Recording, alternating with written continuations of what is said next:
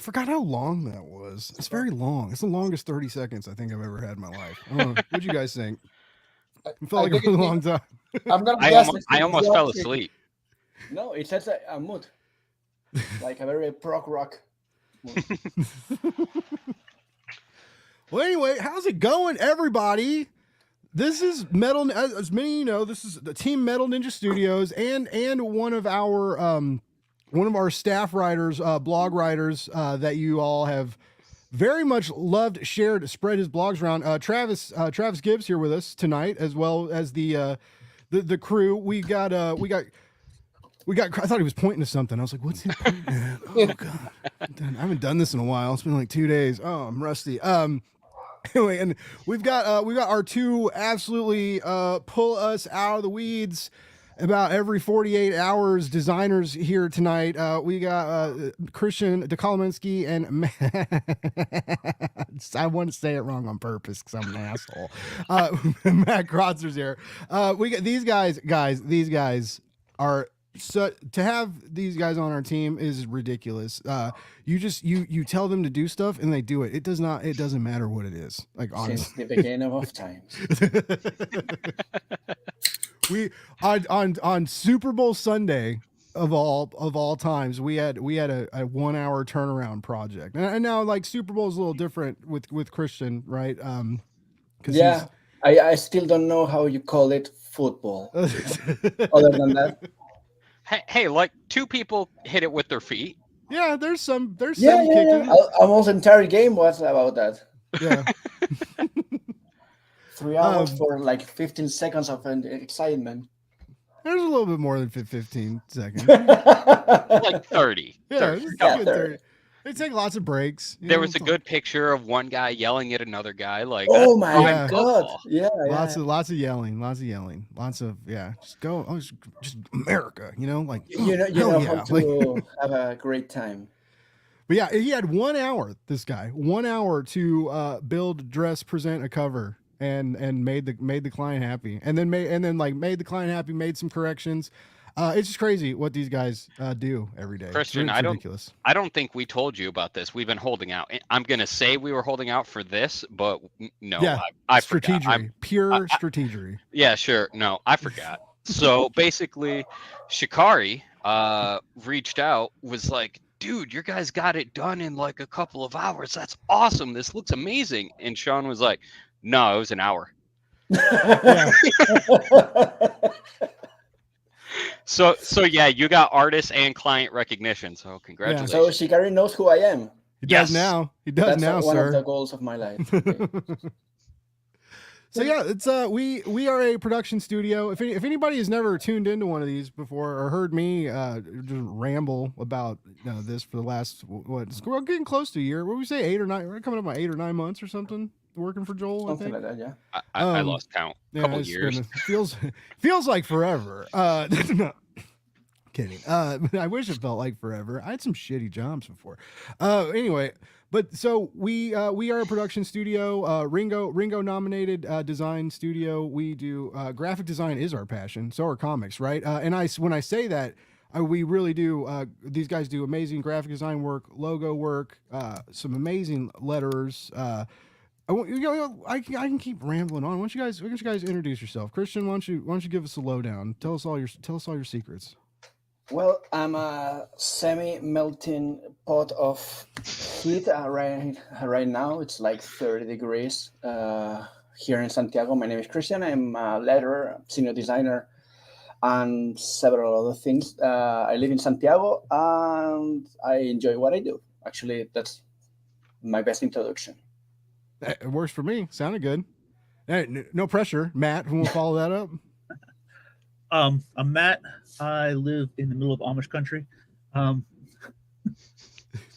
Do they know you have a computer? You have to keep it very secret. No, but I'm in Lancaster, in Pennsylvania. So there's 5 minutes down the road. We got horse and buggies driving around.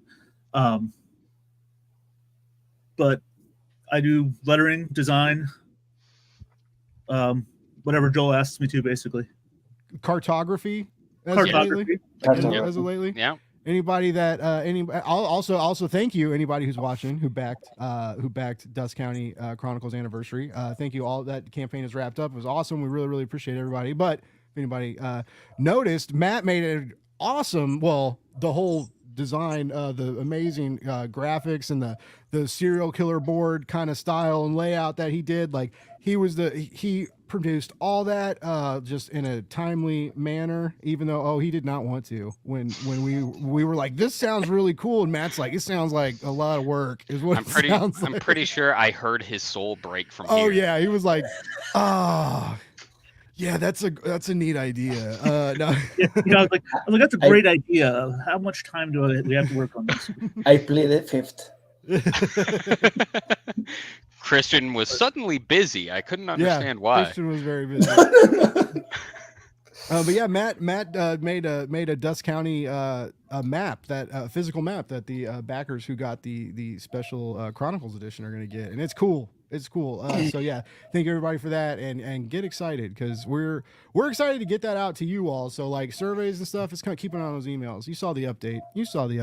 They never let me stop writing updates. Folks, please help me. Somebody help me. Anyway, and with us before I introduce the man behind it all tonight. We have indie creator, like I said, indie creator, blog writer extraordinaire, comic writing extraordinaire. He's got a hot new campaign we're going to be talking about tonight, too. Mr. Travis Gibb is in the house. How you been, sir? I am good.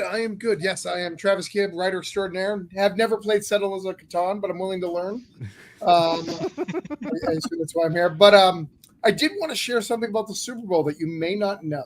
Okay. And this is for Christian to help you. So that hour deadline, believe it or not, the most successful ad of all time, well, I haven't looked up this year's statistics, but as far as I know, of all time, is a Super Bowl ad that was done in 1 hour from a marketing guy, much like yourself. It was when the lights went out about 8 years ago. The lights went out in Super Bowl, and Oreo did an ad on Twitter that said, "You can still dunk in the dark." And it was Oreo, and it is considered the most sales and the most best use of an ad ever, and it was done in an hour. So wow. You are of the elite, much like Oreo, creating ads and creating things in an hour during the Super Bowl. It's elite company. Dude, that's awesome. I put that in my didn't know that. resume. Like, why should we hire you? I am like Oreo, and then just You can Christian- twist me if the white part comes in the left. That was an ad in the Super Bowl. See, I saw that. Christian, your new nickname is Oreo. yeah. That's all right. You know what your new nickname was going to be, but they talked me out of it. Yeah. You were definitely going to be Swifty. Oh yeah, because Christian's been working on the Christian's been doing a lot of work on the Taylor Swift comic. Yeah. I don't know, are we like that's okay. We can That's out there. it's there. It's a thing. It's out. It debuted at MegaCon, so yeah, we can talk about it. Yeah, I don't know if anybody's at MegaCon. If you saw a giant Taylor Swift banner, also these guys designed that for you, and so yeah, Taylor Swift has been a big thing in my life lately. Honestly, She's part of the family, actually. She's part of the family. At the parade, one of the defensive guys, he said, I kind of want to make T-shirts, but he said they call our coach Big Red, Andy Reid, and so he was like, it's Big Red, T Swift and the boys. And I was like, oh my god, that's the best thing I've ever heard about. Because Taylor's been to a lot of football games. She's dating Travis Kelce, and it was at the Super Bowl and stuff. And so yeah, she's been in like Kansas City, like coming to Arrowhead, and like.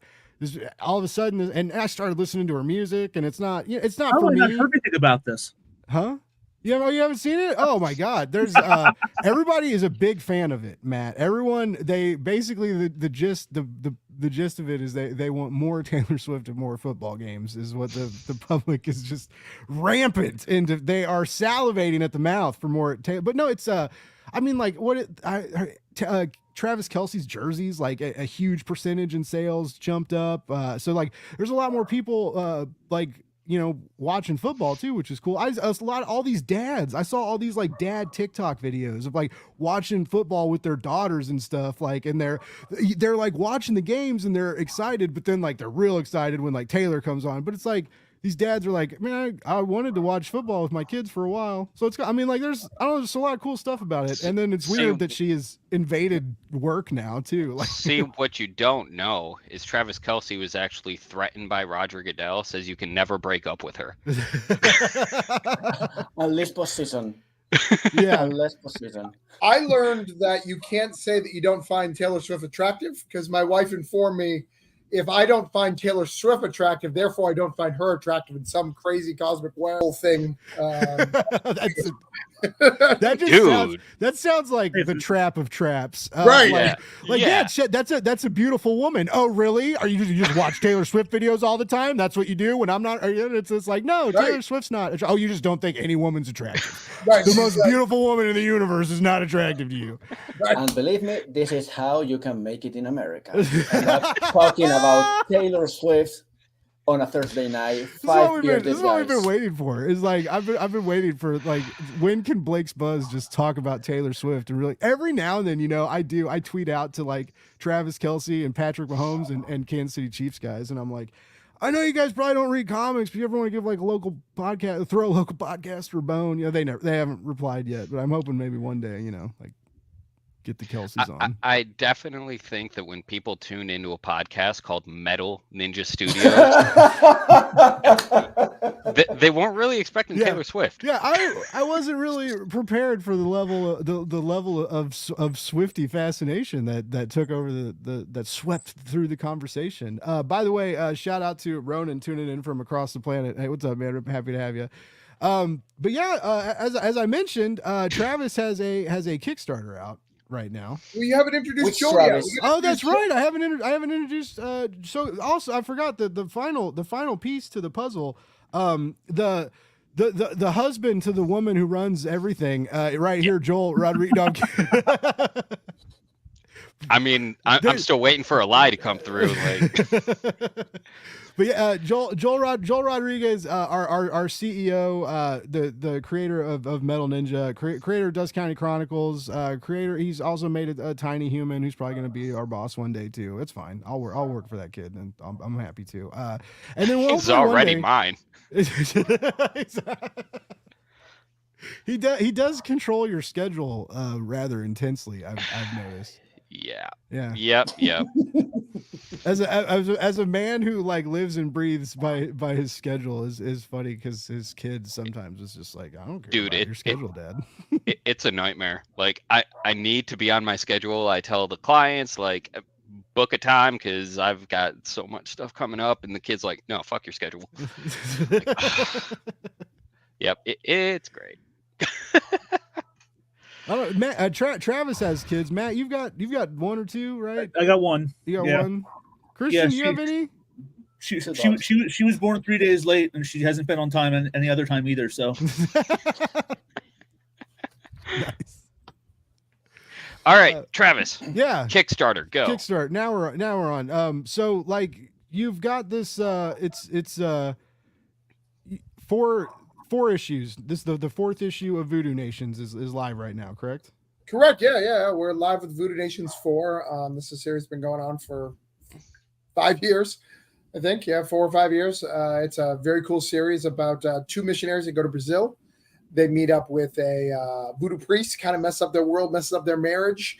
And then basically the wife has to figure out what's wrong with her husband. Her husband's kind of all messed up and she's chasing him around. So we're doing good. We just launched a couple days ago. So we're already funded. We got started on stretch goals. So things are good. Nice. Always good to get into the push goal territory early. And I like everybody's been really, I've been really noticing like this push, like a lot of people are like kind of heavy-handedly like really reminding people like, hey, the first 48 hours of Kickstarter are so important, and like you like show up for launch, show up for like what are your thoughts, because you've been on this platform for a very, very long time. You found success on this platform that has carried you now into the off the platform into the direct market. But you've got several series, Orange Cone, the anthologies, all that you do. What are your thoughts? Like how is it? Is it the launch? Is it the pre-launch? Is it the last 48 hour pop? Like where do you find the best way to come at it strong? I mean, obviously you want to hit the first 48 hours strong. So that's good. Pre-launch is good. Obviously, you want to make sure you can get as many as you can. But pre-launches are variable. Everyone can like a pre-launch because it's just like, oh, I like my friend. It's not saying you're going to back it. It just says you like your friend, right? Those aren't the same things, But the goal is to get that 48 hours. But the real tough time is in the middle talking about it, right? I mean, you guys just ran Dust County. It's in the middle, getting people to still talk about it. Still be excited about it when every day a new mega hit. I mean, yesterday, Sync, one of the best books on the platform on Kickstarter launched yesterday. Joel and I have been reading it since it started pretty much. And, it is, it's wild. So trying to figure out all that stuff and compete with that and keeping your book interested, knowing that it is not Sync. Goodbye, guys. I love this book. Sync is a better book. So if you can only buy one, buy Sync. I would appreciate you buying mine, but I'm not going to be mad at you because I know what I know. John Lees is extraordinary. Alex Cormack is great, amazing. Am I pitching Sync, Blake, or am I supposed to be pitching Voodoo? I don't know. You're doing a real good job pitching Sync. It's really good. Issue 15 or something. It's great. But I got 4 issues on this one. So this baby. We were supposed to finish at 4, but we were like, no, we're going to need more pages for that. And what's great about being a CEO or owner of the production company, and you decide, you can do that. So it's now a 5-issue miniseries instead of 4, but it's fun. It's been a great book. Labor of Love. It's a love letter to my wife. I've talked about it a few times. Basically, when my mom died, I went nutso, man. Like I was partying in New Orleans and like drinking heavily and just going crazy. And like, I just felt that emptiness, of it was my first major death. And I just didn't know if I'd ever return or be the person she dated. This is basically a fictional story of that time because I remember many conversations with my wife is like, you don't have to stick around because I don't know who I'm going to be at the other end of this, right? I don't know who I'm going to be after I've gone through this grief period. I have no idea. Maybe I'll be closer to what you met. Maybe I'll be someone completely different. I have no idea. And that's kind of the story, what it is. It's about a husband who, he gets possessed by a spirit and he's doing all sorts of crazy stuff, and this wife is consistently pursuing him. And it ties in religion. I'm a religious guy, so I do a lot of Christian religion in it. And we also do a lot of voodoo. But what's cool about it is I show both of them in a bad light. I show Christianity bad light, and I show voodoo because I don't believe that religion makes someone good or evil. Don't tell anybody.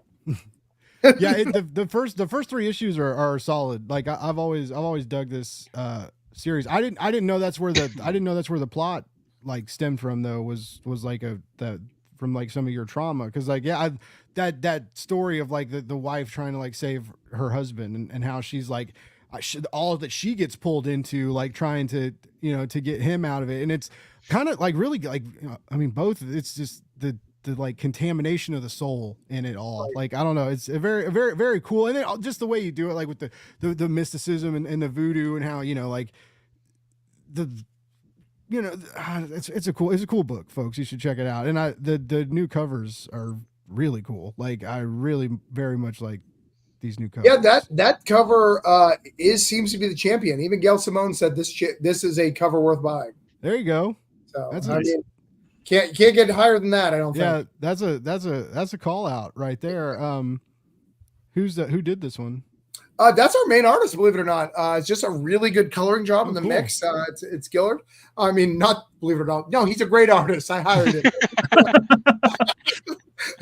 But I didn't, Dude, you're never going to believe he's actually good. Yeah, like all these years. I don't know. Look, I'm talking to the Metal Elite guys. You guys deal with the comic elite people. Those artists are on a different plane. So I feel like I needed to compensate for a little bit. I apologize.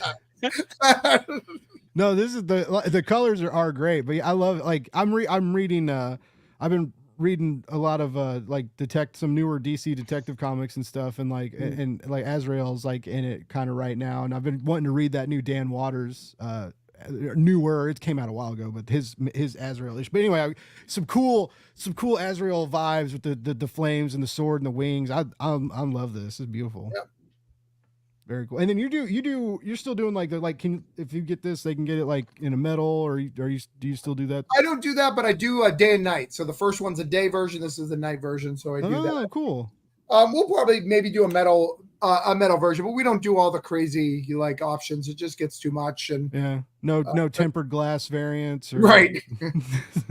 I've still never seen one. I heard David Byrne talk about it one time, but I've never like seen one or seen someone offer it. David is trying to talk me into it, so I have some credit with the company that does it, and it's enough to do a couple.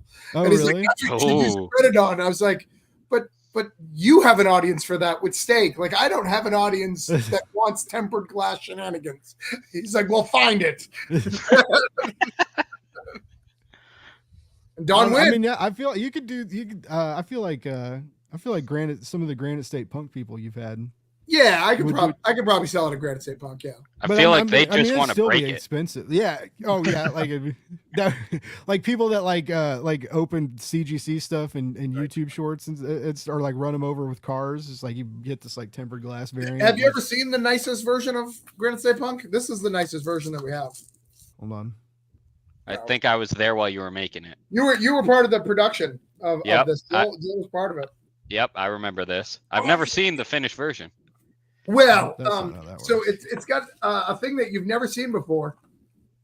It says "Do not encapsulate." That is CGC saying they will not CGC it. It's beautiful, Margaret. But look at that quality that you put together. When you really care about a product, this is what you get and can expect from Orange Show Production. Now does that have something to do with the joke of when you got the Ruined Comic CGC'd, or why does that have a note in there saying that's what it is? This is the Ruined Comic. We tried to CGC it, and okay, awesome. Yeah. Oh, that's amazing. Okay, it was at MegaCon last year, if I remember correctly. It was last year, and let me tell you the plan. So the plan is this: I haven't done it because I just ran into this in the closet because I lost it. Why it wasn't at the last Kickstarter? We're gonna put it in our own slab here. I have 2 parts of a slab. We're gonna slab it ourselves and duct tape it. Put 9.9 on the front. It'll be fine. Oh, that's phenomenal. That is awesome. You know who else does that?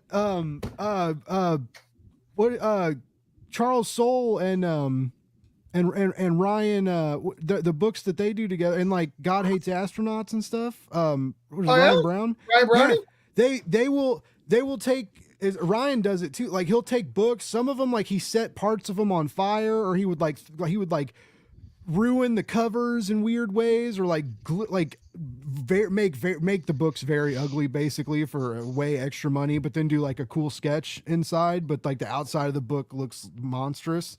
But they were making crazy money on Kickstarter. Like people were, and they had like different levels of how they would ruin the book. I mean, like almost everything, but like we'll take a piss on it and give you the video. Like, I mean, like everything else, there was like setting stuff on fire, running over in cars, gluing ugly rocks to it, like all this crazy.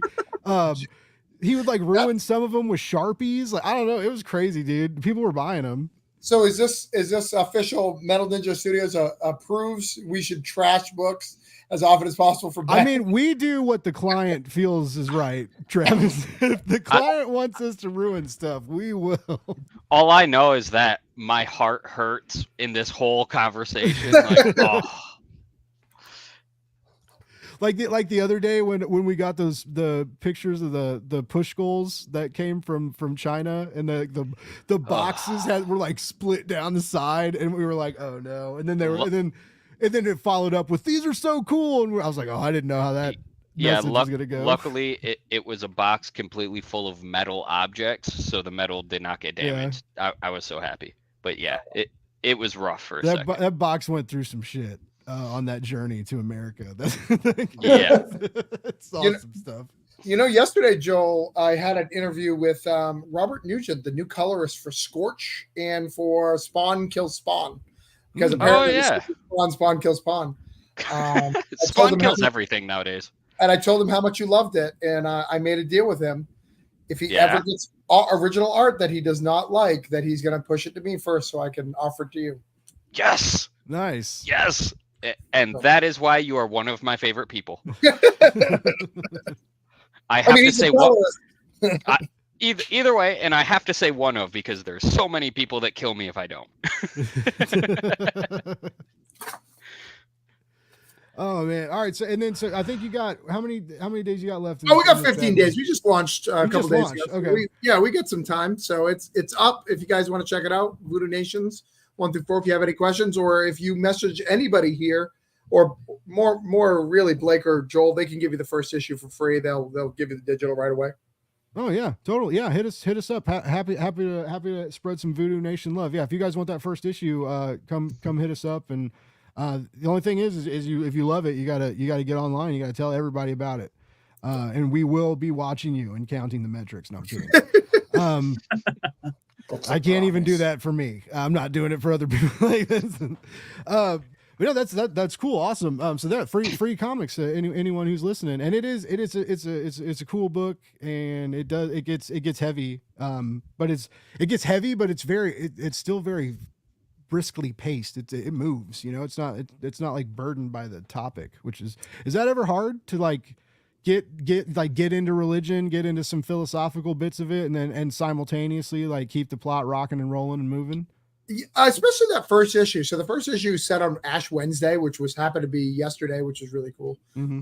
That one was really hard, but I feel like I nailed it. So I feel if you know what Ash Wednesday is, I really feel I nailed it. It's what at the point I thought it was the best I've ever written, and probably its stuff, because it's not the first issue is not crazy action. It's very dialogue, but it's moving, and then we go, and then like Blake said, something happens, a catalyst happens, and then they're traveling to New Orleans next issue, Brazil the issue after that.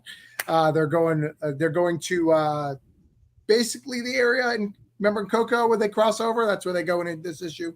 So they're doing all sorts of crazy stuff. So it's moving those things fast, but getting those emotional beats, allowing this husband and wife to have emotional beats where one of them's distant, one of them's not, as well as all the voodoos. I mean, we've introduced a new voodoo priest in every issue. So all of them have backstories, motivations, and all that. So getting all that together. And that's why, kids, sometimes you should write a 5th issue when you think you can only. But yes, Blake, at the end, it was hard. And my wife, you should probably write another issue. And I was like, all right. And folks that aren't familiar with your wife is your lead editor at Orange, and on lots of the books and the anthology stuff too, on a lot of Orange Cone stuff. Correct. Yeah, she's in all of Orange Cone stuff, and then she does a few other side stuff. She does Seed Seeker with Martha, and a couple other stuff that hasn't been announced yet. But she's a profound editor, and she's not just the editor because she's my wife. She was an editor prior in a prior life. She did Sylvia Brown, which. We are just at the age where we don't really know who that is, but you may have remembered when you were a kid watching TV, watching Unsolved Mysteries. She was the psychic who would be like, your child is dead. You should stop looking for them. She was that psychic, but she wrote millions of books and did cruises and all that. And she was a part of the editing team. And yeah. Small world. That's crazy. I didn't know that. It's crazy. I've known Travis for a while. I did not know that. That's crazy. Well, very cool. So yeah, so there's a lot of stake in this, other than it's just being like, obviously there's a stake in it. You wrote it. It's your book, but like there's a lot of you and like your backstory and history in this comic too. Yeah, I mean, I try to do that. I mean, I feel that that's where your best writing comes from. If it's from the heart, it's from it. People can see authenticity on a writer. You know, that's why we like people like Jeff Johns or Scott Snyder or Ram V. Like, you ask any of them and they're like, oh yeah, I went through this traumatic experience and then I came out with this. Yeah. You know, I think that those are the writers who I want to be like. I want to put as much of my soul. You know, when I first started this, my whole goal in life was to just write something that someone I didn't know would buy. And I achieved that, and Joel achieved that on day one of Kickstarter. So I'm like, oh shit, I should dream bigger. So now my goal is I want to be able to see to kind of get someone to feel my heart. You know, if you read all my material and you feel my heart, I want my son's 4 years old. You know, I'm in my 40s. You know, he's not going to get as much time as my daughter did. You know, I want him to be able to see some of my heart, you know, and with these stories, I can give him some of my heart. So I try to put as much of myself into books as possible. Obviously, sometimes when you're writing like a sci-fi thing or you write certain things, not 100% possible, but there's always a piece of me that's really important in there. I'm So thinking for, right so now for 'cause- broke down, which of the bodies were you? All four. There's a different body for a different moment. I was thinking when you were talking about that, Travis, because Joel has been going through some stuff lately, editing a piece and working on he's working on this poem in the original Dust County Chronicles, and he's working on it at odd hours of the evening because he was joking. We were joking around about it earlier with Chrissy because it was like 1 o'clock in the morning and he's messaging me about this poem, and I was up because I was playing Helldivers, that new game, and so I was up and I'm like I'm thinking it's like work emergency, and it was work, not an emergency, but I'm like, why is Joel messaging me? So I was like, something's up, and then I was like, and he's like, does this sound weird? And I was like, and so I ended up like reading this poem. And then I was kind of like thinking about it, and I was like laying down thinking about it, and I fell asleep like reading this poem and had like weird Alice in Wonderland dreams. And then Joel was like, "Yes, like that's what I wanted for everybody." But like Dust County is very, very much like, I mean, like same with Joel. Like there's a lot of you in it, even though it's like it's full of monsters and horrors and terrors. But it's like your love of the genre, your love of lettering, your love of horror. Like you put a lot of like your person into that. Mm-hmm. And then as a reason why you wanted to revisit it like 5 years later, right? Put more love into it, try and get it out to more people in different ways. And Travis took that, right, and had this like this voodoo story of like religion and challenged faith and challenged relationships, right? So like, what was anything going on in your life at the time that of like, why were you writing this like hallucinogenic Alice in Wonderland poem, Joel? What was going on? I want to know the secrets, like, or if not that, but like other stuff, like what were you going through writing Dust County? Tell us the secrets. The sight was enough. yeah, right. There's so much. Just like I'll just say less people have died in it since Emmett came around. I'm just saying. Like, there was way more that's not true. I killed Emmett's parents on the front cover. that is also true. There's actually two parts of it. First off, when I first got into comics, anyone who's heard me talk knows that I grew up on Spawn. I grew up on the very, like, one scene. As a writer, I wanted to make a scene that made people think, and it stuck with them. That's why I got excited with you getting the crazy ass dreams, because there's one scene that I read in Spawn that stuck with me for years, and I still think about it.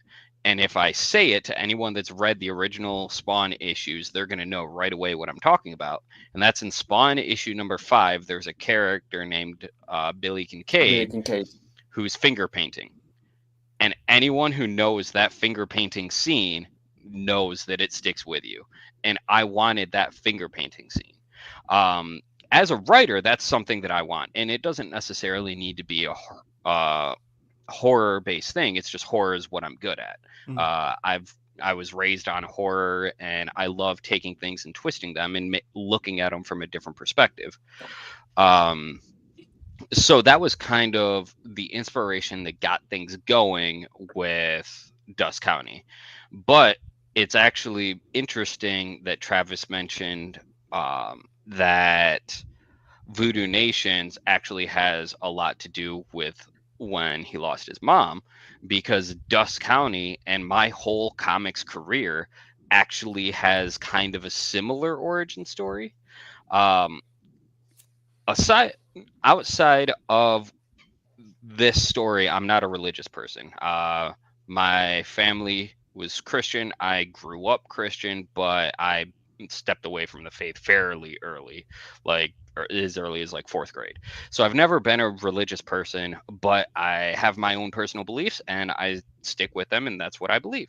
So with that, it's going to sound like I'm going all over the place, but I swear there's a through line.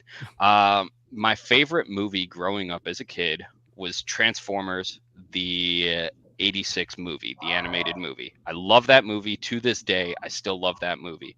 There's a song in that movie that everyone thinks is like super cheesy, but I fucking love it.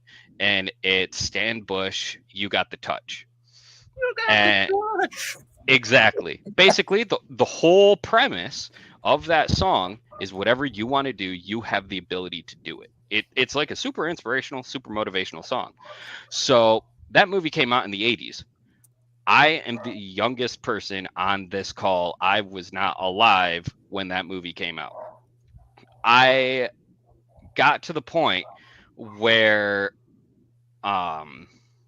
actually they re-released it in theaters 5 years ago, and it was for a one night only thing. It was going across the country, one of those fandom event things, and they were like, you can see Transformers in the theaters, and I was like, I'm doing it.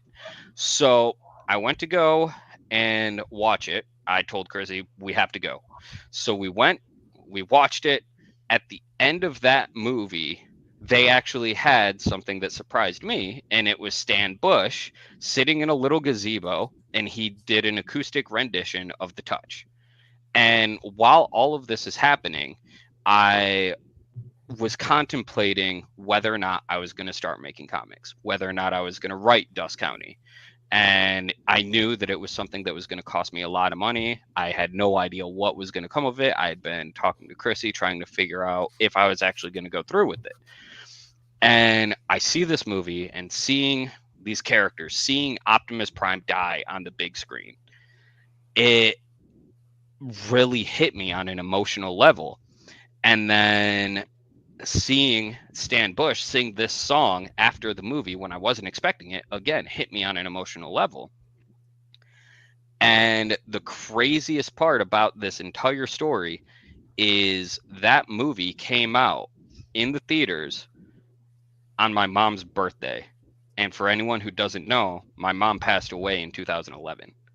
Oh, wow. So the only time that I got to see that movie was on her birthday, and it basically came off as like, okay, now you got to do this. And I did it, and here we are. Nice. Wow. So, who would have thought the transformative power of Transformers? I mean, it's kind of in the name. It is in the name. I guess. And to be positive, if it doesn't work out, Dare to Be Stupid is also in there, so you can go the opposite. Boom. So Yeah, no matter what. You're good regardless of which way it ends up in the end. You can be like, well, I just got the wrong message. Same movie, wrong message. Boom. No matter what, my life is guided by Transformers. Is anybody reading? Are you reading the new stuff? Have you done like any of the Robert Kirkman, Daniel Warren Johnson stuff? I yet? haven't read comics in so long. Yeah. It's a shame. I wish I had more time to read comics. We were talking. Travis does it. I think one of the smarter ways to. Do you still do that? Like every day, you make yourself read like what 3, 4? Every 4 comics a day. Yeah. Yeah, 4. And it's like usually new stuff, like new stuff. Yeah, it's normally new stuff, and then some Kickstarters that I go through, but it's normally new stuff. I had this conversation at MegCon. I apologize for taking too much time from people, but at MegCon, someone was like, if you could write Spider-Man, which genre would you write? I'd be like, I just write Spider-Man. And he was really upset with me. And he was just like, no, you could write it Todd McFarlane or Brian Michael Bendis, Ultimate Spider-Man. I was like, I just write Spider-Man. Is Uncle Ben still dead, right? Still power responsibility? You should write the origin story. No one has told that yet. Just keep going. Is that okay?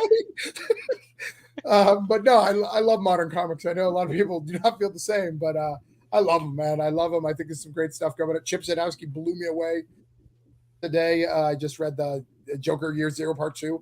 Transformers blew me away today. I'm glad you brought that up because that issue was amazing. So stoked. And I've never give a shit about the Transformers. Same. Ever. Same, dude. The movies were okay. I've tried the comic. I've tried to do the IDW the old IDW stuff. I couldn't really ever get into it. But the new books, like I was like, okay. The 80s Transformers was my first collection I have ever collected. Oh, like Oh, no. the old 80s series? Yeah, Oh, Yeah. cool. The that Marvel was stuff. published in Spain. I saw that on a newsstand, and I fell in love immediately. Oh, wow. That's my opening gate to comics. My favorite part about that series, because I have the entire run too, and my favorite part is it started as a 4-issue mini, Hmm. and then it ended up going for 80 issues. And on the Wow. last issue, it says number 80 of a 4-issue mini. Oh, Yeah. that's Yeah. that's dope. I Yeah. like that a lot. Yeah, that Actually, was last awesome. week, Jose Delbo, who was the penciler for several issues, passed away last week. Oh man. One of my bucket list things that I didn't realize was a bucket list until it actually happened, but I was the letterer for a time on 7 Years in Darkness, and Joe Schmolke, who wrote that book, got Bill Sienkiewicz to do a cover, and I am credited in a book that Bill Sienkiewicz did the cover on, and I'm like, dude, that is awesome. I have Same. yes. This is I- for a New Zealand publisher, and when I received the comment, I know this guy. I cannot believe I'm credited under Bill Sienkiewicz, and here's me. Bucket And list. and I got an opportunity this year. I'm going to be going to San Diego Comic-Con, Whoa. and while I was at MegaCon, I found out that Sienkiewicz is always at MegaCon, or is always at San Diego. So I am definitely bringing my Transformers #1. Oh wow. That's cool. Yeah, so both Travis, you and Joel were at MegaCon. Yeah. You were tabling, right? I was, yeah. How'd that any fun crazy con? Anything? I wouldn't say any con. I mean- stories, details, embarrassing moments? I don't know, like So I will stuff share you're not one supposed thing. to talk about. Maybe not. Yeah, I was across from Jeff Loeb, Oh, nice. which is one of my favorites. So I brought one of my favorite books of all time is Kaboom. I don't know why. This Jeff Matsuda's amazing. It is amazing. Thank you, Matt. Thank you. Yeah. And I was like, I'm gonna bring him, Jeff. I'm gonna bring him. I got him to sign him. It's $20 to sign for Jeff Loeb, and I informed him. I was like, you signing this for 20 makes it worth 10. And I'm super excited about that.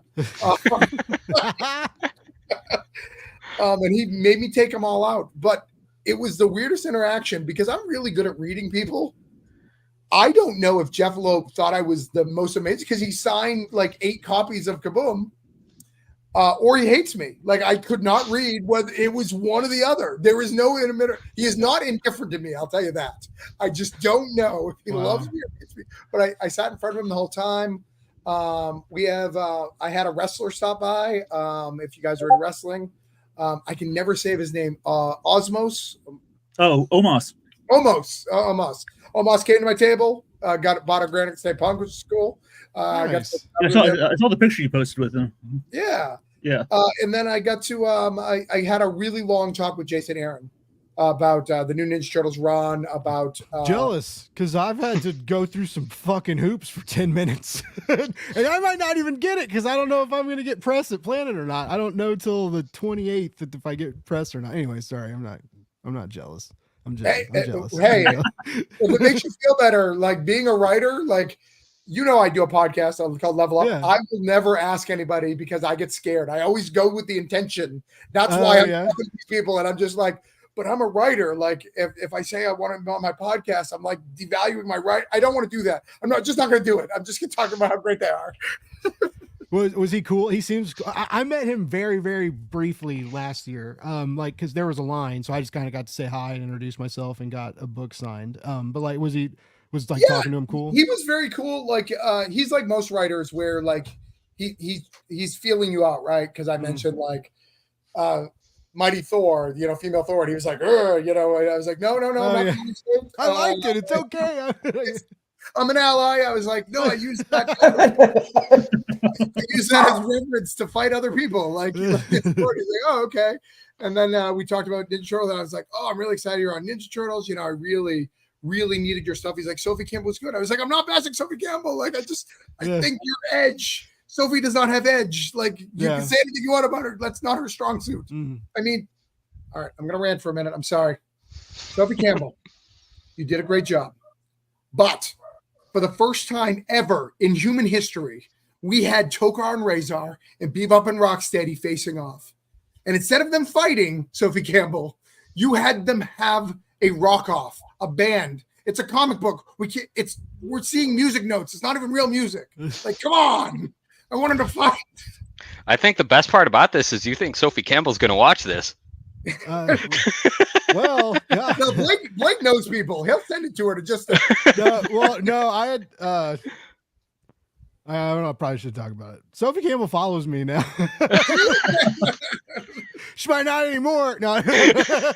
No, I love everything except for that. Like I No, have like Jenica. I think Jenica is cool. Like I'm behind. I'm still not very far into her 50 issue run. Because I'm just way behind in TMNT. But I'm with you, dude. Like he's got that grit, right? And Right. he's got that. I mean, like just thinking of like Scalped and stuff. You know, like the places he's unafraid to go. And I know like he can't go way dark, but I mean, look at the success of Last Ronin. They're getting a video game. They're probably going to get a movie or a new animated movie of it. They keep doing new spin-offs. Like they're very much into this like Last Ronin, dark, gritty, mean turtle. Right. And I think I want him to put some dirt underneath their fingernails. Right. Like I want him to be nasty. I want Raph to be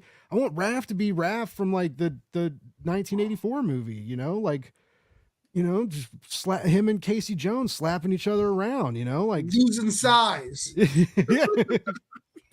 Damn it. Yeah. Get it back. Yeah. But no, I'm excited. And it's just like, you know, that's a big name to take over the Turtles, you know, And that's they've just never had a big interesting. name at IDW. Tom Waltz was nobody, and he did Mhm. an amazing job. Awesome. Yeah.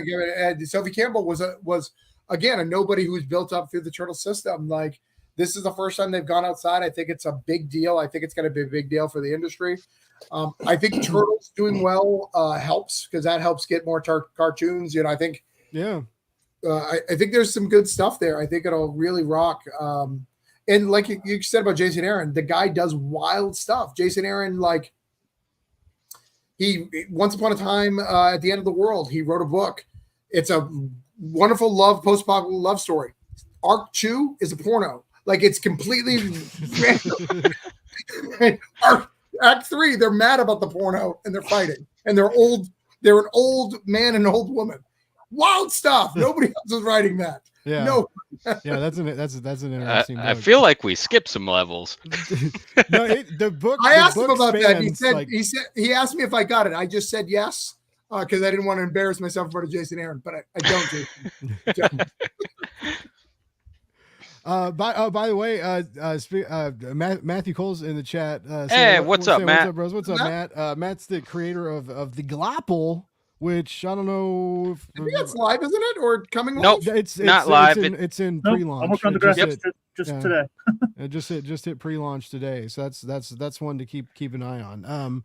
By the way, Matt, meet Christian, who is responsible for the Legends Kids logo, and Yeah. meet Matt, who is responsible for the Glopple Kickstarter assets that you're These seeing. are the guys doing all that work for you. By the way, yeah, nice. Look at that, bringing people together. Boom! And that is the purpose of these roundtables. And to make David happy, it is not another Turtles podcast. Don't worry, David. That's I'm gonna ask if I get to talk to Aaron. I'm gonna ask him about the Turtles, of course, to get like a quote. But I really just want to be like, dude, when I read Scalped, like I have no idea. Like I've never experienced anything like that, and like I usually have to take breaks reading longer runs. I have a hard time, like even if I like watching stuff, I just got to switch it up every now and then, and I could not stop. And then I almost spent 250 bones on the hardcover set, trying to get those hardcover. I was real close to getting it. But oh yeah, so I want to talk to him about that because I'm selfish, right? Because it's like, I cover comics and I try and hype stuff, and Ninja Turtles sells itself, right? So I get one quote on Jason Aaron about why he's excited for Turtles. Okay, cool, and then I can selfishly just ask him questions about Scalped. Well, what was unique about his table, and I had a conversation with him, and it really touched me and really got me through some stuff.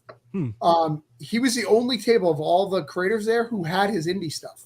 Like he had his Main Street stuff and he had his indie stuff there as well. And that meant something to me. And I mentioned it to him because I was like, it's really good to see your indie as someone who wants to do mainstream. I was like, I get made fun of a lot because people are like, why? Like, why? Just do another Kickstarter, add some boobs. You can make 10K.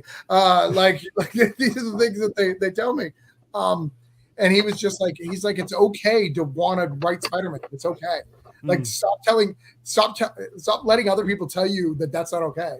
Because a lot of time in the indie scenes, when I say that, like in Joel's been at a table where I've said it, I want to write Mr. And everyone looks at me blankly. They're just like, we're creating our own thing, Travis. You're doing pretty good at it. Why do you want to do that? I was like, because that's what I want to do. I want to write Batman. I want to write Spider-Man. I want to write these characters and then get bashed on the internet and hated. Like, that's what I want. Yeah. I think we all want that, right? Like, I would love to write Batman so hard that I have to have a bodyguard at SDCC because fans are like, I'm gonna kill you, Tom King, and it's like I actually love Tom King, and I think fans are ridiculous I don't think you're a fan if you're actually threatening to kill the people making comics, but whatever, but regardless, to write big properties like that, and whether people love it, hate it, if you're causing people's like guts to boil like that, like that's I don't know. Like I think that's I think that'd be a cool feeling, like a nice little power trip. Like I want to learn how to do a blockchain. I have no idea. Like someone could teach me. It'd be great. Joel probably knows. Wait, do you like the money blockchain or the blocking people? The blocking people on Twitter. Yeah, not the like. Oh, okay. I definitely don't know that. I was about to ask Joel if I could start getting paid in Bitcoin. I've been told it's safer. As soon as I figure out what Bitcoin is, sure. Yeah. No, who does PayPal or Venmo does it. Like Venmo's like, do you want to convert your stuff into Bitcoin? And I'm like, no, I'm just going to put it in my bank account. Thank you very much. That's all I need this transaction to do, Venmo. Well, Coinstar now you can buy Bitcoin at Coinstar. Oh, really? Like the Coinstar machines, you take your change in, dump your big bucket of change in there. And it's like, do you want this in Bitcoin? I'm like, no. Cash is fine. I'd like it in coin, please. Yeah, coin. real coin. That's so weird. Yeah, I know I'm not smart enough for that kind of stuff. I wasn't smart enough for the blockchain conversation either when everybody got mad about it. I was like, wow, everybody's in a real bad mood. I'm just gonna read comments. I've noticed that life is actually a lot better when you're like, wow, everybody's in a real bad mood. You know what I'm gonna do? I'm gonna go read comics. I'm gonna go play a video game. I'm gonna go for a walk. If you got a weird little dog like I do, go wrestle with him, or something, like go. But like Poor dog. Yeah. Or listen to some Taylor Swift as well. Yeah. Or do everything together. Like play with your dog while you're reading comics and listening to Taylor Swift, and then don't get mad though when your comic gets wrinkled though, or read digitally or whatever. Well, but, do you think she'll be on the cover of the next 2K? Like, what do you think, Taylor? like Madden? I love the mock covers I've been seeing. Like, I don't know.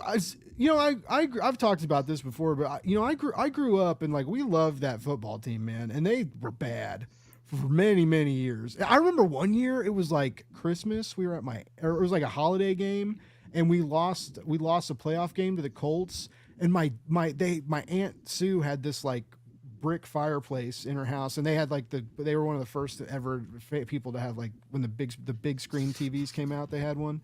So they had everybody over for this playoff game, and we lost to the Colts. I'm little, but I still remember my dad. He was kicking the bricks of the fireplace, just going ape shit, guys. Just like my mom was embarrassed, and I was like scared, and everybody's like, Jim, it's just, and he's like, every deer, man. Kicking this fireplace, man. Like, yeah. I remember like many years, like just associating them with heartache, and it was just like, they're going to let you down. They're going to break your heart. You know, very and Bengals I- fan. yeah. I feel you. I'm from Michigan, and this is literally the first time I ever rooted for the Lions. So yeah, it's been, but all like just on top of like the games, but like the Taylor Swift deal and like, you know, all the, and then just being in the news, like the teams in the news, Taylor Swift's in the news, like, and then if you live here, just all the freaking State Farm commercials. Oh my God, Patrick Mahomes and his State Farm money has just got to be ridiculous. I don't, like, but it's just like it's I'm oversaturated in it, and so it's just like, and it's nice, you know, and it's very cool, right? And it's I very much love, like, I love these grown men so angry about all of it, right? And then everybody being like, Kansas City bought the refs, and everything's like, this whole new NFL is scripted idea. Like, oh my God, man! Like, I'm just like, I think I would believe in a flat Earth before the NFL scripted. I don't know. Maybe flat. Maybe they're both real. I don't know. If what the does NFL the chat think? If the NFL was really scripted, then the Lions would have made it to the Super Bowl. I So it feel would have like- been Eminem versus Taylor Swift. Yeah, exactly. That would have been cool. Yeah.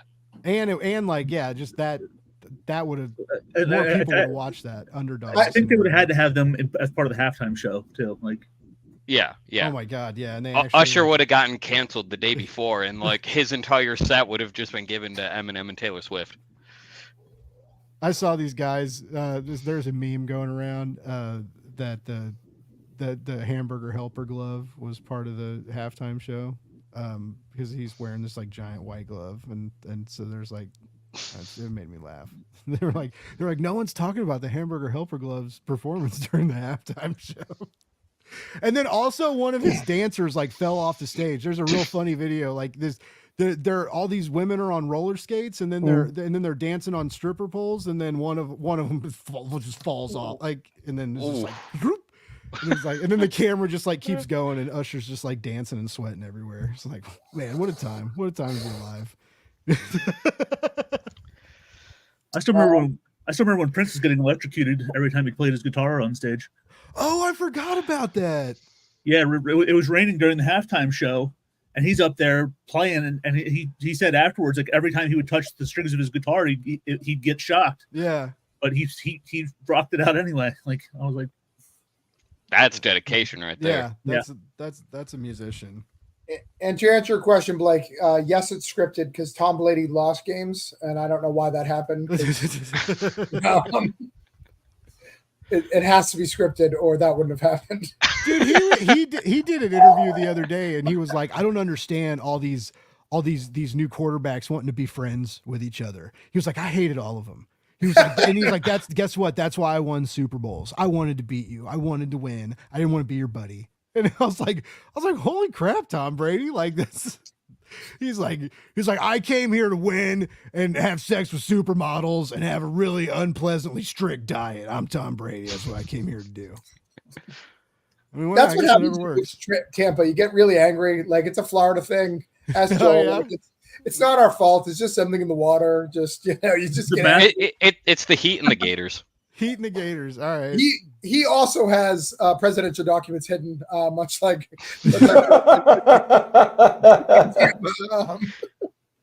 Oh, that reminds me. Speaking of the scripted thing, did you guys see Biden's post, like, right after the Super Bowl? It had red eyes with the red eyes, and it says just like we drew it up. Oh, nice. I wish that I fun times from here to November. No, Jon Stewart's back and making fun of both of them. Yeah, fantastic. I saw that. I just saw that for the second time. No one's happy. Awesome, happy. I love Jon Stewart, like, really, like, going, all right, chill out, Democrats. Let's talk about your guy for a minute. Yeah. He's like, and he laid into him, and you don't feel happy after. No, I haven't felt happy for a long time. Those guys are old. I'm old as well. I think we're all old. I mean, we're all at various stages of old. I think I'm the youngest one, but I'm fucking old now, so we're all screwed now. I didn't feel that old until Joel said he wasn't born when Transformers came out. And then What did Jon Stewart talk about comics? How do you feel about Jon Stewart's talk about? Well, Jon Stewart's a great character in the comics. Green Lantern for life. Brought it back, David. Boom, Nice. boom, and that is how you do it. That's how you do it. You can tell Travis does. You do your creator hangouts and stuff, and then are you yeah, still, you're going still on doing 9:30. level up too, right? Yep. Yeah. Nice. Who's your last level up guest? We just had Robert Nugent, because he just took over Spawn. Cool. So he was there. We did one with Carl Moline. And then we did one with Anthony Cleveland. They're all coming out there. We're pre-taping them now, and Todd is doing editing things. I don't know what that means, but oh shit! So you're gonna go? You guys are gonna drop some heat. Todd, I mean, every week. I was he's right to Todd. So when do I officially level up? Because I feel like I half leveled up since I haven't met Todd yet. Yeah, you'll have to wait. You'll have to wait till your final level up. But to be fair, these videos he keeps. Remember the beginning of Snatch when they're like, "Hey, when's that sausage coming? 5 minutes, sir." That's where I'm at with level up. I keep going, Todd. When's that video coming up? 5 minutes, sir. Yeah, that's funny because that's what's going on with Blake's Buzz right now. Except it's me. I am having that conversation with myself because I have 30 minutes with Joshua Williamson. That's just sitting here on my computer that I haven't edited. Oh, wow. Sorry, Josh. He followed me on Threads of all places, and I'm pretty sure it's psychological warfare because he knows I haven't dropped it yet. And so he's like, I'm going to follow him on a weird social media and make him feel guilty. It worked, Josh. It worked. He's ready to do, so he knows. Josh, you can blame me. Yeah, I've been very busy. That's why I tell people, I'm like, that's why I started doing live streams. When you're done with the live stream, it's on YouTube forever now. And people can go watch it later, and then you don't have to download, you don't have to edit it, you don't have to like cut stuff out, and it's very, very not it's yes, I'm lazy, but like it for all when you do a ton of interviews, it makes life a lot easier. So yeah, but sometimes when you're interviewing people that are a little, when you're interviewing bigger names, they're like, no, we're not going to do that at 7:00. You're going to get free at noon, and that's when you're going to do this. And you're like, oh yeah, sounds great, noon works, yeah. And then then you got to edit it. So yeah, I got some cool interviews like on deck. Like I talked to Tyler Crook again, Rom, and I got some cool stuff. But yeah, I'll get it out there one day, or not. Maybe I'll just watch it by myself. You guys, I'll just, just never put it out there. Everybody's gonna want to interview with me. You should have a 20 interviews with Blake that only after you die. Like it launches the minute you pass. Oh, like secret ones, yeah. But they're super old, so irrelevant. So yeah. Like comics aren't even. Everybody's like reading stuff on their Apple. Everybody has Apple eyeballs now. Like we don't even have real books anymore. And like all of a sudden this Rom V interview from 2024 comes out from talking about. You announced that Negan killed Glenn. We're really confused. Like what? Like Transformers 1984. What are they like? Are they talking about President Taylor Swift? Second term. So, yeah, or no, it'd be like the fifth term. Just the matriarchy takes it. This is where we're headed. Let's do it. Let's party. As long as like Kansas City is like the special. Like as long as like the Kelsey Swift Castle is in Kansas City, and that's like where like we'll be safe. We'll be in the safe space, and that'll be fine. You will have your own royalty. Yeah. Did you have a gun shooting yesterday? We sure did. Yeah. Okay. All right. Just make sure. No, it was dude, it was crazy, Travis. I was telling Joel about that today. I was like, man, because a lot of people were like, Blake, are you okay? And I was like, yeah, we didn't go. And all day I was like, we debated on going. But because there was like over 1 million people out there. It would have been fun, but also would have sucked. And like but we kept thinking about it, and then we were like, no, we're not going. And then my buddy and his wife came over, and my sister, and we were watching the parade, and then after the parade, like I went back to work, and like I'm in like my little office and stuff, and I can hear like the TV, and I was like, they started saying like shooting, and I was like, what the? And I went in there, and it's just like, yeah, and I guess like SWAT, because because they knew all these people were going to be there. There's federal agents there. There was SWAT teams and stuff. There was already people like sitting around waiting just in case something happened. And like, Yeah, so there, even with I, that I, kind I of saw something like presence, there's like 800 law enforcement yeah, people there. Like, yeah. So it was sucked. But what came out today, which I thought was cool, is a handful of the players like were helping corral the kids. Like it was when everybody was like running around screaming, and I don't know, like one of them, because they all have these like, I want one, but they're $600. So the wrestling belts that are Kansas City Chiefs, they make them for all the teams now.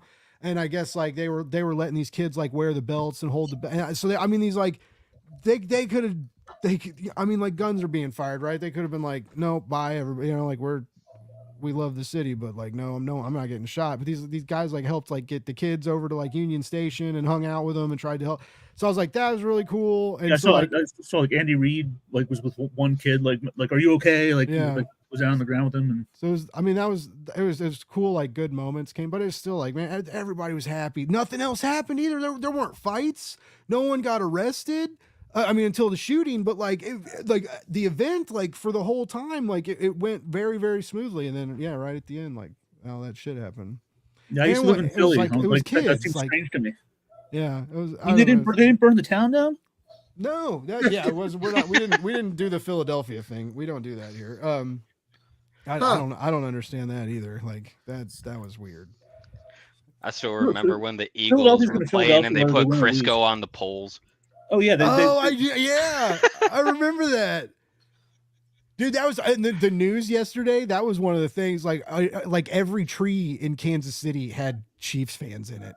It was like the trees were decorated, and it was like drunk kids climbing them, like waiting for the parade to come by. And like the trees are like swaying. There's like, I'm like, oh my god! And it's it's like, and that's why they grease the poles in Philly, because otherwise people will be up on them. Yeah, and will either get electrocuted or they will knock the poles over. Yeah, and cause problems. Because yeah, as a football fan, I feel confident in saying football fans are crazy. Yeah. Well, I mean, even sport, even like the riots and stuff that have happened, like when the soccer championships and stuff. Like, I mean, there's people get like, I've seen people get. Well, I haven't seen it. Yeah, I've heard of people when Argentina won the World Cup back in 2022, it was such a mess inside Buenos Aires. Actually, the headquarters of the national team, it's outside Buenos Aires nearby the airport, so it's like 30 kilometers around to the downtown place where they were supposed to meet the people. There was around 3 million people. Wow. The bus started to do the parade and stopped after 1 kilometer, like almost a mile, because there were people jumping inside of the bus. They turned around and went back, and Argentina has never celebrated their own World Cup. It was amazing, but very Argentinian. They are crazy just like that. I have used Argentinian artists over the years, and there's been twice where they're like, just don't bother sending me money right now. I can't get it. We're at war. Oh, okay. They're like, so when can I pay you? Oh, when the war's over. Oh, well, wars last a long time. Not here. Like, it's fine. Just give us a month or so. Oh, okay. In Florida, we have hurricane season. In Argentina, they have war season. War season? Right. Wow. It's happened twice, and both times have been very strange, but it's what it is. Yeah, we're in America. We're used to 20-year wars. Right. Yeah. That we just like watch on TV, like we don't actually deal with them, or like gas goes up 5 cents and everybody acts like the world's ending. Or at least my dad does anyway. My dad can't remember shit, but he remembers gas prices from a month ago. It's really aggravating. Like I'm like, man, I guess it's good because like I know he's getting up there, right? And so I was like, he hasn't lost it yet if he can still just remember like how much milk was at Aldi's last week and the rising cost of gases over the last several months. But I mean, he can't remember how to like turn his computer on and off to save, or like when I first, hey Dad, did you try like turning it off and turning it back on again before you called me or had me come in to fix it? Oh no, I forgot about that. Okay, great.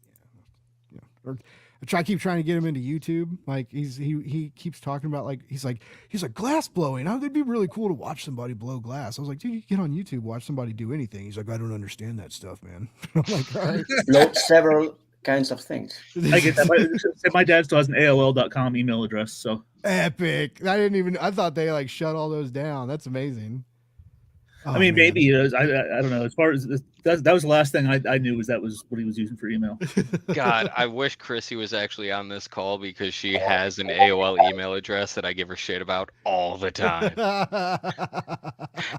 If anybody wants to email Gibbs666, it is still available. Whatever, but it's there.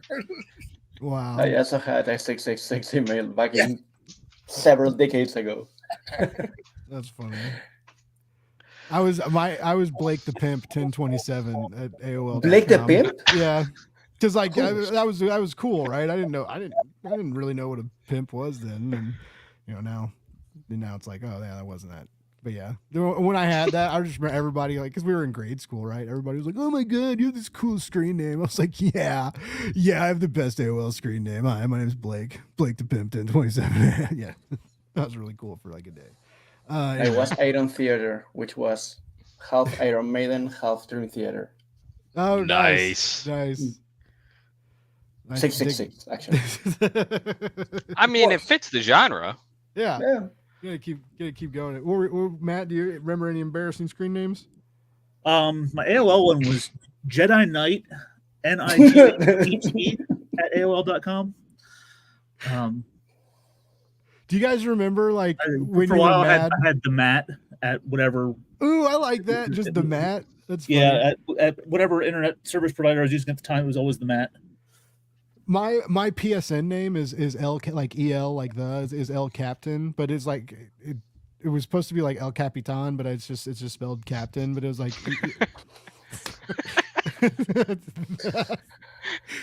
anyway, like it's been like my PSN name. I'm trying my best to speak in English, and you aren't able to say one word. He got L. He got the L. Anyway, I thought because when I was a kid, my dad told me Captain Morgan was like my great like Captain Morgan Rum. He told me it was like my great grandfather, and I believed him. And That explains so much. Right, yeah. And I used to tell, I was like, Captain Morgan's my great grand. I come from a land of pirates and rum. Like people were like, you're a moron. And but yeah, anyway, so when I that was my gamer deal, and it just kind of stuck. And but yeah, recently, like, because I got back on, I got the PS5 and I got back online, and people were like, oh yeah, give me your gamer tag, and I'm like, El Captain, and they're like, what's that mean? The captain? I'm like, what do you mean? What does it mean? Like, I don't know. Anyway, I live a wildly fascinating life, folks. This is cool stuff I do all the time, and then make comics with these awesome guys. Yeah, welcome to the lives of comic creators. We're just like everyone else. Any thoughts on the new Fantastic Four movie? Oh yeah, I'm pretty excited. I think it's Clobbering Time, cousins. Yeah, I love it. That's so good, cousin. Also, I didn't know that was his name. I love the bear. I did not know his name was Ebon. I was like, what? It's like, who is this? And I was like, oh. But yeah, like Pedro, I think he's gonna be good. He's good in everything. I feel like. I don't know. I know some people don't like him. He may be because he's our only asset in America. So please do a good job. See, I don't know how good of a job he's going to do because he doesn't have to be a single dad in this one. Hey, they haven't announced. You haven't read the script yet. What? The movie starts with Sue dying? Because I mean, that's kind of the point. Oh no, maybe they could kill the kids at the beginning, just like get rid of them. Like actually, one of the best. Welcome to the new Marvel stories was about killing Sue Storm back in the 80s. Oh really? Awesome issue. So my biggest disappointment is that we're never going to get a scene where Human Torch yells "Flame on" and flies past Captain America fighting Killmonger, and they both just stop and go, haha, nice. That would be good. Dude, that would be awesome.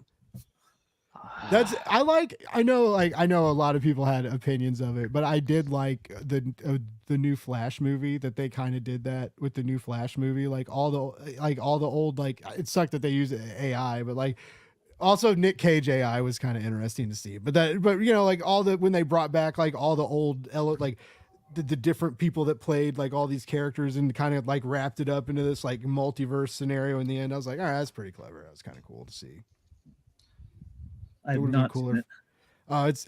I mean, if it's streaming on something, it's worth a watch. I mean, Yeah, like I No, have actually, I have Matt from I Stolen. was like, is it? But No. is it? actually, that thing could be worth watching, but the rest of them. If only there was a website where you could go watch clips of something for free. Michael You Keaton watch was clips of cool. someone blowing glass, Joel. That's what I want to know. Yeah, True. and if anybody out there can help my dad achieve this dream, because I feel like if I tell him to go to YouTube, he won't do it. Look, if he really wants to, he can come visit in Florida. We'll take him to Disney Springs, and he can just watch the glass blowers there. So I'm just imagining Joel like leading my dad. All right, sit here, Jim, or we'll be back later. And it's inside a store too, so it'd be hilarious because your dad would just be sitting there while people are going around him shopping. Just get him a Gideon's cookie and he can stay there all day. Oh, he'd like that. He'd be cool with it. But yeah, it's weird. He keeps talking about it he's brought it up like several times now. And everybody's told him like, yeah, you go watch people do that on YouTube. He's like, no. Like, So you're making fun of your dad. I bet you he has a glass blowing Discord already. He's with a whole bunch of old men. They're talking about it every day. he's in all these like Facebook group glass blowing group chats. He's gonna order a torch. Like this like new torch is gonna come from like Amazon. He's gonna start blowing glass. He needs. He already has 1 million followers on YouTube. I don't know what your problem. Yeah, right. We need to have my dad host these chats. Apparently, that would be a show. I don't know if we'd make it after that. Honestly, like I love my dad, but he's older and he says stuff sometimes that like they probably wouldn't like. People would be like, "Oh, Jim, you can't say that anymore." But like, "Oh, it's on YouTube forever now." Like, oops, just kidding. It'd be like guys invading the stream like with poop videos. Like Travis had to deal with that one time. Oh my god, like that was crazy. What? How about one time, Joel? Travis's stream got hacked one night. And he's like, and these dudes like tried to play adult video right when the stream started. And there was 2 of them, which made it even weird. So it's for my creator hangout, and I was going around the room and imagine. Sorry, Matt. Like go to Matt, and then he's like, "Look, it's porn." And he's like, So we shut off Matt real quick. And we go, Joel, and Joel's like, "Oh, I also have the same." Yeah. It was like It was an effort. It was an effort. It was a wild night. Yeah, I remember for a while there was a whole thing where like jumping into Zoom streams and stuff like that was like a whole thing. I guess it happens. Well, I really hope I hope I can avoid that in my future endeavors with I hope you can too. Yeah. I didn't know that was like you stream long enough, someone's gonna take a shit on it, literally, like, or someone's gonna stand up and go and do a piss bottle, or like it was like that Hulk artist did that one time. Like that was intense. I remember that. I remember during the pandemic, WWE for a while basically just had an arena filled with screens where people would like zoom in basically, and they would be on there. And I remember there was someone who like every week would like come in and like put up his picture as Chris Benoit, which doesn't go over well with WWE. But yeah, like it was just like everywhere, like Where's Benoit? Where's Benoit?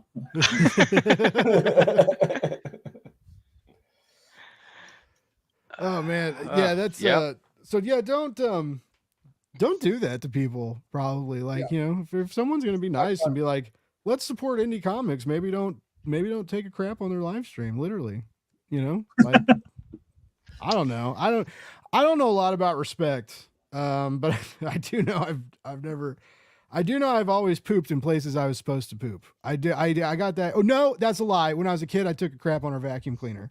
My mom reminds me about that sometimes. But I don't even remember that. All right, because I was really drunk and it was last weekend. But that's not the point.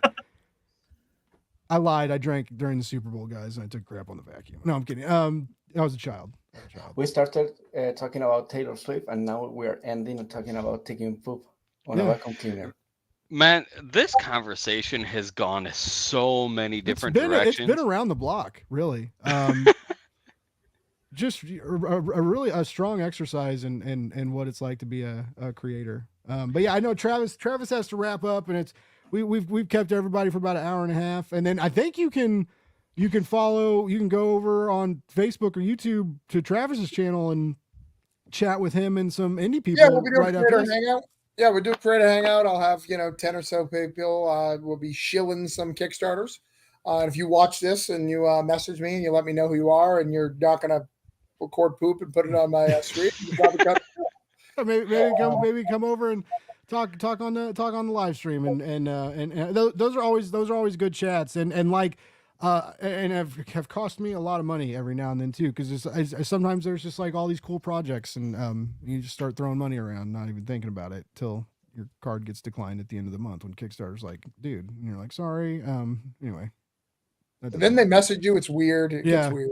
Yeah, and then yeah, but then you fix it. It's fine. But then sometimes you forget you have a bad card on there for like months, and then Kickstarter for some reason tries to use it when hasn't been used in like several months, and then like 8 people are like, "Are you okay, Blake?" And it was like, "No, I didn't even know they had this card on file. I don't know why they're charging on it. That's weird. I have a good card on Kickstarter." Anyway, so that was fun. I just had to delete it, but I was like, I don't know why they did. Like, it was weird. Well, the other thing that it does that's really weird too is it remembers your old addresses. So like Joel's last campaign, it's like, hey, here's 3 addresses ago, because you hadn't done a Dust County in a while. It's like, here you go.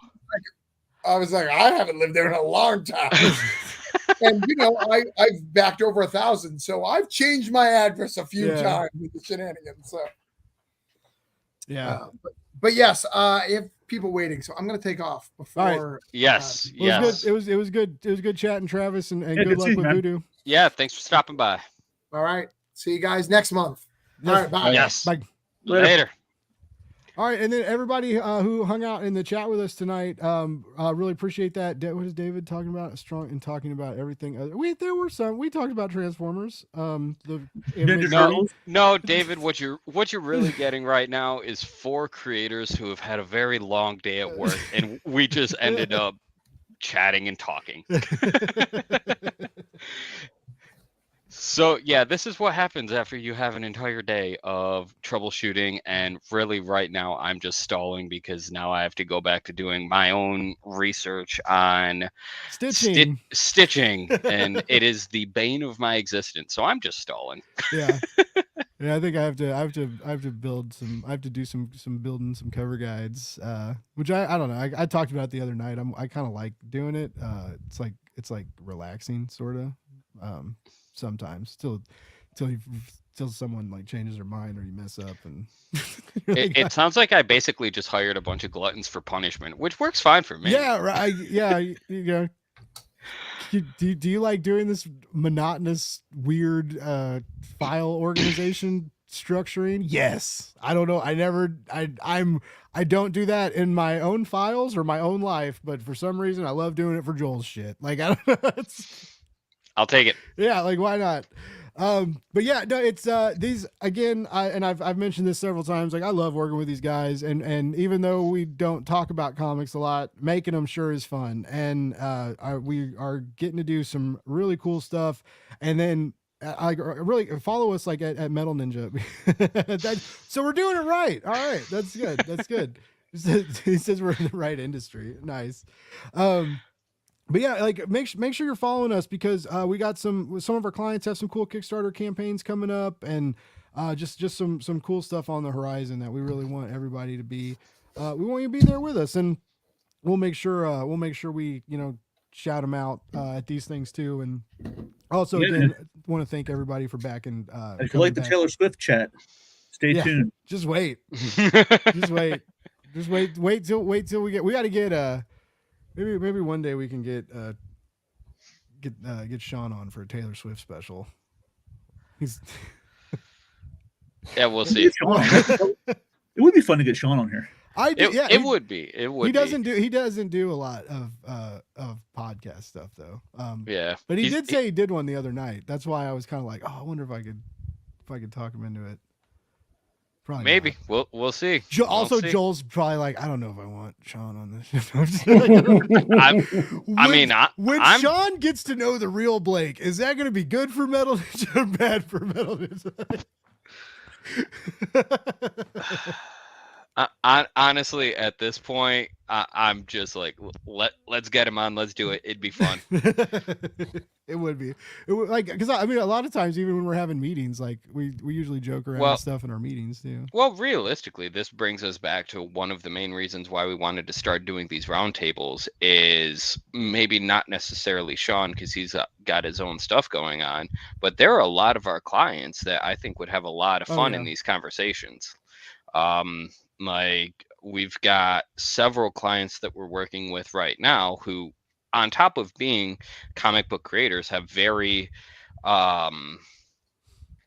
they have a very wide range of experiences in the entertainment industry.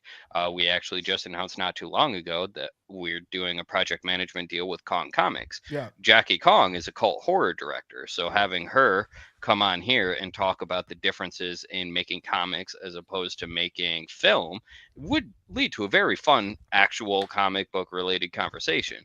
So I think getting our clients involved in these, which is the ultimate goal, is going to lead to a lot of really fun content. And I'm really excited for it. Yeah, same. And I think it'll be good. Like, just some more stuff that we're doing a little bit differently than other people are. Right. And, utilizing like this partnership of Blake's Buzz and Metal Ninja and how everything's like kind of together. Everything's together now. Right. And so we can, bring the fun live stream weirdness to clients. Right. And let them, because I've heard Travis talk about it. I've heard Joel talk about it. Like Christian, Matt, I'm sure you guys have experienced it. Like sometimes it feels like the creating stuff I guess like it's different now with us because we're on a team, so we're always talking. But I mean, sometimes it feels like no one else is around. It's like you're doing this thing like you're always by yourself doing this thing until it's done. And so no, I'm pretty sure you guys wish I wouldn't talk as much. Like, oh God, it's Joel again. No, it's okay. Can we have a meeting today in 30 minutes? I know it wasn't planned, but say last week you were not feeling well, Joel. I was like I didn't know you weren't feeling well at the time, but like I was like, I haven't heard from Joel in like 3 days. I'm like, I'm kind of worried. Like, Joel, you around? That was pretty much how I got him to finally say something. I was like, hey, what's going on? Yeah. I was down for quite a bit last week. Whenever I got on my computer, I was just trying to catch up on client emails, client messages, and doing all that stuff. Chrissy luckily stepped in and did a whole bunch of the stuff that I normally do to help keep things on track, both Chrissy and Blake. So yeah, I don't know what I had, but it was not great. And unfortunately, Chrissy came down with it too. We found out that she actually had the flu, so she has not been feeling great over the past few days, but she's still kicking butt. Like, she makes me feel like a wimp when it comes to getting sick. But yeah, that's why I was radio silent last week. But this week I'm back to haunt your dreams. Yes. I know I seem distracted right now. I'm just staring at my eternal void of. No, I'm staring at the experiments that I've been running all day for these stitching problems, and just knowing that I have to go back to it it's annoying. Like I want to get this figured out, because honestly today I've had 3 different clients reach out about this same problem. And us as designers, we know stitching, and for anyone watching, now we're going to get super technical. This is the stuff that you actually came here to see, an hour and a half into it. But getting super technical on the design side now, stitching is a artifact, or it's a fake image that you see on a PDF file when it's flattened, because PDF files cannot properly render transparency or transparent items over a colored background. And whenever it gets printed, it doesn't print because your computer makes it up. Your computer doesn't know how to render it, so it makes it up. Basically, it breaks the image into a bunch of different squares like a puzzle, fits the puzzle pieces together, and wherever those puzzle pieces touch, you get this little thin white line. Us as designers, we know that doesn't print. Clients don't know that. They come to us and they say, okay, I need this file and I need it to print. We send in a file, it has all these stitching lines, and they're like, what is this? This is going to print. It's going to look horrible. And I'm like, trust me, it won't. But it's our job to help them feel comfortable. So basically, I have been spending my entire day, and really weeks, this process is the bane of my existence, because I've been trying to figure out a solution for it, where I'm trying to make it to where we can make PDF files that don't have stitching on it, and it is so hard. It's a limitation of the programs that I'm trying to find a way to circumvent. And yeah, honestly, the only reason why I'm able to do it is because I've got these guys helping to make sure that all of the rest of the work is still getting done throughout the studio. So what I'm doing now, if I can actually get it figured out, it's going to improve the quality of everything that we do in our clients' eyes. Because while the quality itself isn't going to change, because like I said, we know that stuff isn't going to print, but the client can't see that. So just that perception, if we're able to fix this, able to get it to where these stitching lines disappear, they're no longer a problem, not only will we then have the proprietary way of making sure that when we're preparing a comic book, this is how you don't get stitching on it, it will improve that perceived quality for our clients. So it's very important to me, and the fact that I haven't figured it out yet is really annoying. Well, yeah, Adobe hasn't figured it out for about 15 years now. So that's correct. Because I asked earlier, because I'm not a designer. Like I joke, I use Canva. Like I do the stuff where Joel's like, oh, we'll put that on the refrigerator, Blake, and it's like, thanks, Joel. And like, but I mean, I can do some stuff, but nothing like what these guys can do. And I do a lot of real basic stuff in Canva that looks decent for like social media posting.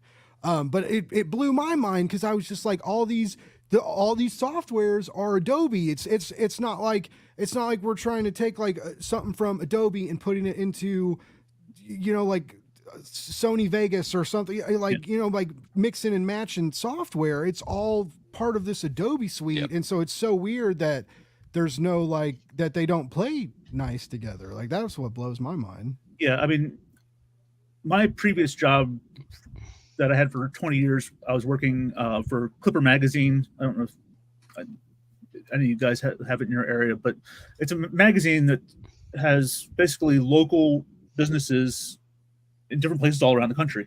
And we do ads for thousands of clients every week. And invariably we get people calling about the stitching issue, because they get their PDFs of their proofs and be like, oh, and eventually, like, we just got to the point where, like, we just take a screenshot or export a JPEG, something like that, drop that into the file, PDF that to them, and then they'd be like, okay, it's fine. Like, they just want to see something that doesn't have it on there. Yeah. Like, it doesn't have to be the actual thing we send to print. Well, that happens when the client isn't the guy who is producing the book. Yeah. And I believe that's the problem Joel has. Yeah. Yeah, what we're dealing with now is actually But we could probably do On- the same thing with a high res TIFF too. Like it's on the print side too, or it's like I haven't quite figured out exactly what's happening, but our clients are uploading. Here's an example. One client took the print file for a book. They uploaded it to a printer's web interface. That web interface then takes screenshots of the image to create a preview. As you know, these previews are very low quality. It just literally takes a screenshot of whatever's there. Mm-hmm. That screenshot, since it's still pulling the stitching, has the stitching on the screenshot. So it comes off like I don't necessarily know what I'm talking about, because they're like, oh, well, this professional printer site says that it's still going to show up. Mm-hmm.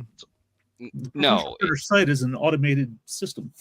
exactly. But it's not my job to argue with our clients. It's Yeah. our job to make the clients feel comfortable. So it's figuring out the best way to help them feel comfortable about a process that they don't know anything about, and they really don't have to. It's my job to make sure that they don't have to know that, and it's figuring out the best way to bridge that gap. And what I'm able to do after doing all of this testing, really what I imagine is going to happen is I'm going to sit down for quite a few hours, run a bunch of tests, and say, I did X number of tests personally. I figured out all of this stuff.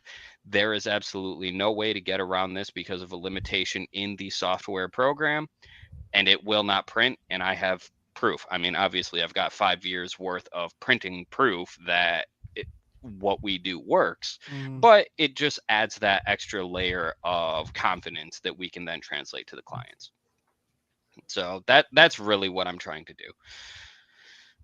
Not necessarily trying to fix Adobe's programs for them, because I know, like Matt said, they've been doing that for a very long time, but at least being able to show the evidence to the clients to help them feel a level of confidence that right now they're not feeling. Mm-hmm. So Nice. boom, that is what people came to see us talk about, and it only took an hour and a half to get here. Exactly. we get there. We get there eventually. But yeah, I know that it's been a long day, long week, and we kept everybody for over an hour and a half, and so everybody who tuned in to listen, like, thank you so much. Anybody who tunes in later and listens, we the holidays got kind of rough, but we will be back on schedule. We usually do these things the first Thursday of every month. Like Joel mentioned, eventually we hopefully one day maybe start doing them twice a month, and that's where we want to bring in more client creators and do like not like a more focused to some of the other creators. So that's long-term stuff, but yeah, we want to keep doing these. We want to bring in more people we're working with to talk comics, talk production, and also talk about Transformers and weird shit too, because why not? What else are you gonna do on a Thursday night?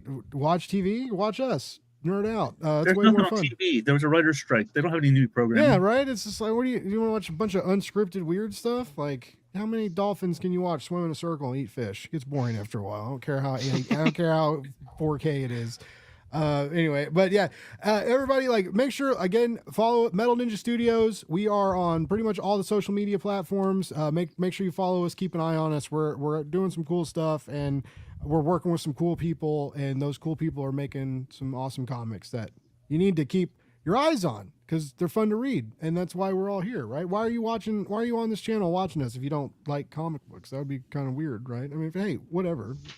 I mean, if they like football, we had a pretty good football conversation. That's true. Yeah, we had a good Swift. football talk. There's some Swifty. They're just like bearded men. Who knows? Yeah, maybe. I mean, realistically, we talked about everything but comics for an hour and a half. So we talked about Voodoo Nations for a while. That's true. That's true. And Dust County, but the campaign's over for Dust County, so if you missed it, you can't get it. You can probably get it somehow later, but now you gotta wait. We'll see later. Again, follow us. So yeah, we got work and stuff to do. I gotta go mail a newsletter for people. We have to keep working on those Shikari covers. parts Yeah. nobody noticed.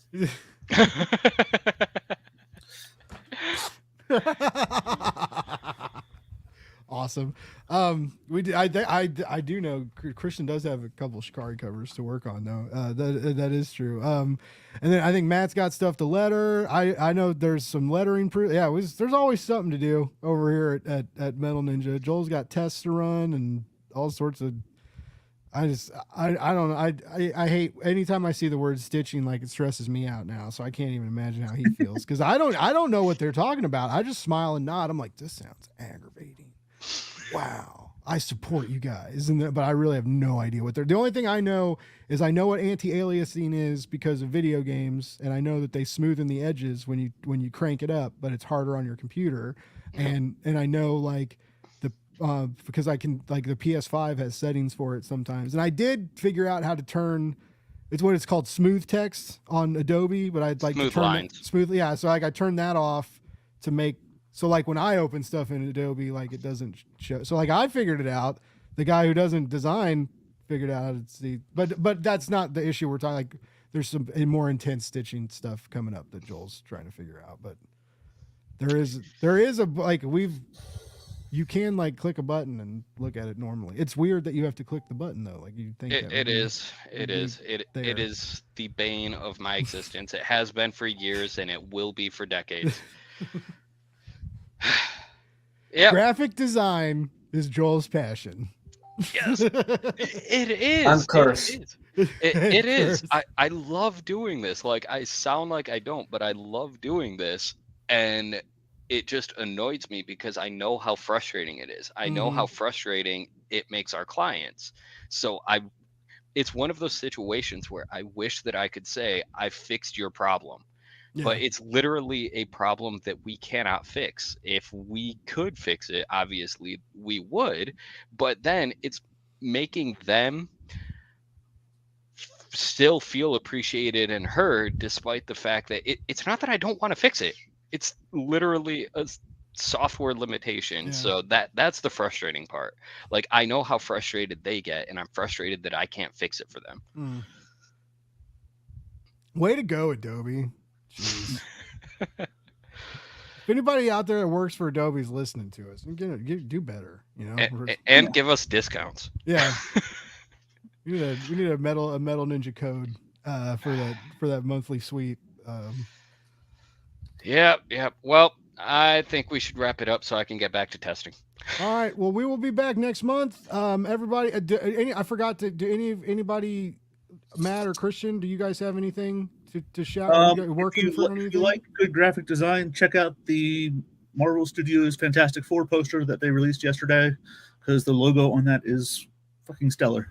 Yep. Nice. It is a beautiful. Yeah. What a cool announcement. That was a smart way they did that, I thought. Are you working on, you lettering anything or doing any new books, Christian? After this call? No, like on. Actually, yeah. Yesterday, on Valentine's Day, I was approached by a guy, Jake Miller, I think his name was. He wanted me to letter a one-page Spider-Man fan comic book. Dude, you did that yesterday? No. I work on. No. And actually, it's running around Twitter, and I think it had like 500 likes, and so I'm cool. very surprised. I saw it. Yeah, you saw it? Yeah. Oh, I was like, oh, hey. it was created on my spare time.